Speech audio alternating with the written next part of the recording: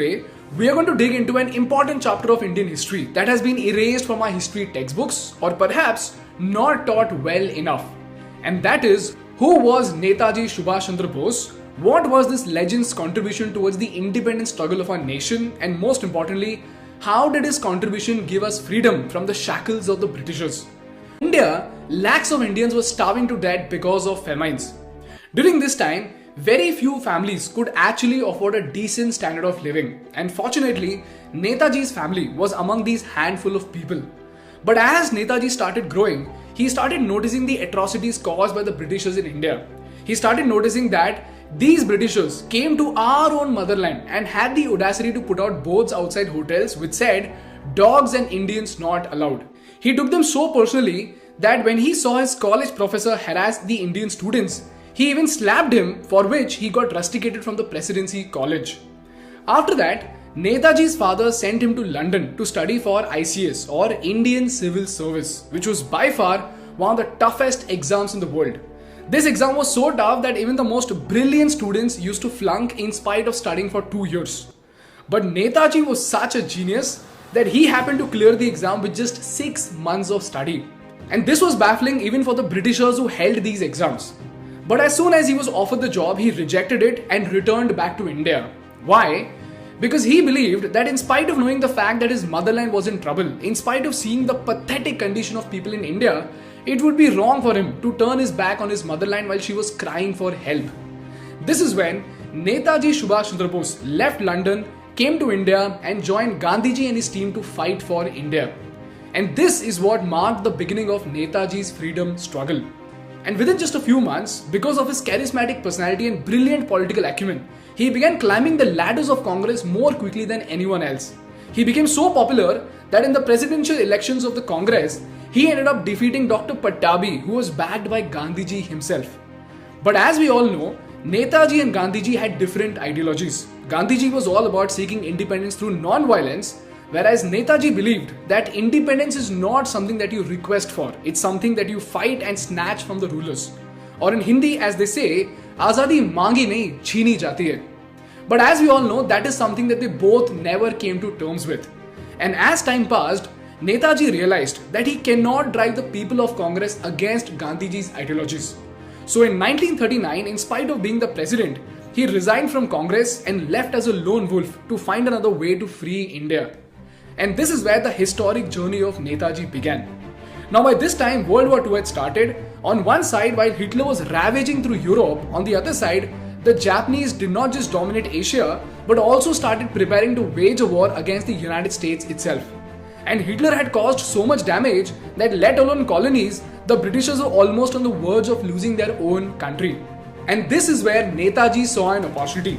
He saw that in the race of fighting the Nazis and the Japanese, the British army was spread all across the world, because of which in India, only the upper management of the army were Britishers, whereas the entire frontline army had only Indian soldiers. And as far as my research is concerned, the numbers say that while there were 40,000 British soldiers in India, we had 25 lakh frontline Indian soldiers. And Netaji thought if he could somehow get those 25 lakh soldiers to revolt, the Britishers will have no other option but to leave India. But in order to make that happen, the soldiers needed a big push that could form the rebellion. And this is where Netaji's international relations strategy paid off. He realized that since the Japanese, Germans and the Russians were the enemies of the British Raj, they would be more inclined to help him out. So on 17th of January 1941 at 1:30 am, Netaji disguised as a Pathan and went from India to Afghanistan, from Afghanistan to Russia. And when the Russians did not help him out, he went to Germany, and that is where he met Adolf Hitler. But after some time he realized that Hitler was not in a position to help him out. So he finally comes to Japan. Now listen to this very carefully. The situation with the Japanese was that they anyways wanted to attack the Britishers. And if you remember from the Singapore video, in the Battle of Singapore in 1942, less than 10,000 Japanese troops defeated and took 64,000 British soldiers as prisoners of war. And out of these 64,000 soldiers, close to 40,000 soldiers were Indian soldiers who were fighting on behalf of the British Raj. And these Japanese were so smart that they thought instead of sending their own army to defeat the British Raj in India, why not send these Indian soldiers as a separate army unit to fight the Britishers in India? So they formed an army unit out of them and recruited Captain Mohan Singh as the in charge of the army. And this army was called as the Indian National Army, or the Azaad Hind Fauj. But the problem with this army was that the soldiers had completely lost their motivation because they almost felt like scapegoats who were being used for the greed of power. But you know what, guys? This is where Netaji came in. As he took control of the Azaad Hind Fauj in 1943, he started delivering speeches to motivate the soldiers and established a purpose for them, that is to free India from the British Raj. He sat with them, he ate with them, and he reinstated the lost patriotism in the soldiers.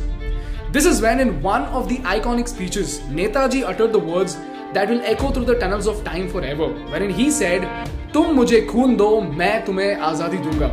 And because of this infectious enthusiasm, the Indian National Army was ready to fight with the strength of 40,000 soldiers. And one of these regiments was the Rani of Jhansi regiment, which was an all-women regiment. This is where Netaji found three incredible commanders whose names were Prem Kumar Sehgal, Shahnawaz Khan and Gurbakh Singh Dhillon. And these three commanders, ladies and gentlemen, took the Indian National Army all the way from Singapore to Myanmar, from Myanmar to Kohima, and from Kohima to Impal. And here's where they encountered the British Army, which by the way was full of Indian soldiers. So practically, two armies of Indians were fighting at each other while the Britishers let them die in the hands of their own brothers. And unfortunately, the British Army ruthlessly defeated the Azaad Hind Fauj. Within some time, the Japanese also surrendered, and to make matters worse, news came out saying Netaji had died in a plane crash. And while the nation was mourning the loss of this legend, something crazy happened. As it turns out, until this point, nobody in India knew that the Indian National Army was formed by Netaji, and the fact that they were coming to India not to fight for the Japanese but for the freedom of India herself. And this was because the Britishers very cleverly censored the press, because they knew that if Indians came to know that an entire army is coming to fight for them, these 25 lakh soldiers will start revolting and the rebellion will go out of control. But now that they had complete control of the prisoners, they made one big mistake. The Britishers thought about launching a psychological attack on the Indians, and they wanted to set an example to show us what could happen to us if we revolted against the Britishers. So they decided to conduct a public trial on the three commanders of Netaji, who were Dhillon, Sehgal and Shahnawaz. This trial, ladies and gentlemen, is known as the Red Fort Trial, which was held in November 1945, wherein these three commanders were about to be given a harsh punishment so that no Indian ever dares to stand against the Britishers. And it was marketed through press almost as if it was an invitation for a sensational event. But you know what? What followed next was a catastrophe beyond their imagination. As it turns out, because of this marketing of the Red Fort Trial, everybody in India came to know about the Azaad Hind Fauj and the fact that Netaji had formed this army to free India from the British Raj. And guess what? Just like Netaji strategized, the moment the Indian soldiers in the British Army came to know about the Indian National Army, all these soldiers, including the Navy, started revolting. And as the news spread, it started snowballing into a rebellion that the Britishers had never seen before. Lakhs of people took to the streets, thousands of people started marching with Netaji's photo, and some of them directly started beating up the British Army. And even the British Indian Army and Navy started protesting with Netaji's photo. This event is famously known as the Naval Mutiny of 1946.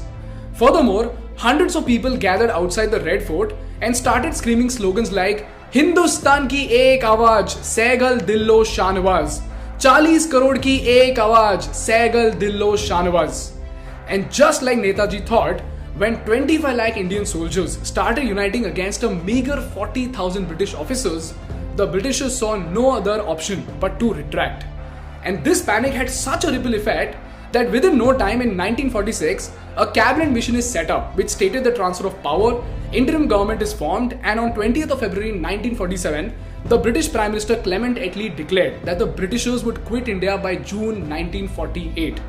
Therefore, the Red Fort Trial was one of the most crucial events in Indian history, because of which we got our independence on 15th of August 1947. This is that one important chapter in history that is usually not covered elaborately in history textbooks. And you know what? The most disturbing fact of all is that after Nehruji took charge, The last Viceroy of India, that is Lord Mountbatten, he did not even allow the INA soldiers to be a part of the Indian army, and they did not get any recognition, and even their families did not get pensions until the 1970s. This is the story of the unsung heroes of our independence. Now, whether this important story of the Red Fort trial is deliberately not taught to us or is coincidentally overlooked, I don't know.